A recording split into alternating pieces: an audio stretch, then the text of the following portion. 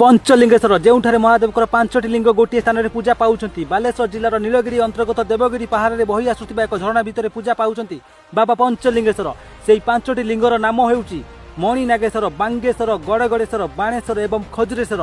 पुराणक कथा अनुसार महाप्रतापी बाणेश्वर महादेव शिवंकर बहुत बड़ उपासक थिले। से महादेव को देवगिरी पर्वत उपर साधना करुथिले। से महादेव को प्रसन्न करने गोटे राति पांचटी भिन्न भिन्न स्थान में शिवलिंग स्थापन करथिले। प्रत्येक दिन खाद्य ग्रहण करने पूर्व से यही पांचटी स्थान जाई जल अभिषेक कला परे खाद्य ग्रहण करुथिले। समय सह बयस बढ़िबार प्रत्येक दिन पहाड़ चढ़ी पांचटी स्थान को जाई पूजा करने कष्टदायक हो पड़ा। तेणु से एथिपाई महादेव को प्रार्थना कले। महादेव तांको ऊपर प्रसन्न होई देवगिरी पहाड़ रे झरणा रे निजको स्थापन करथिले। सेबेठारु महादेव एही स्थान रे पूजा पाई आसुचंती। तो फाइनली मो वीडियो माध्यम रे मु आपन मानकु पंचलिंगेश्वर दर्शन करेदेली। तो कमेंट सेक्शन में हर हर महादेव निश्चय लिखिबे आ वीडियो को बहु मात्रा शेयर करिवे। थरुटिए लिखि दियंतु ना हर हर महादेव।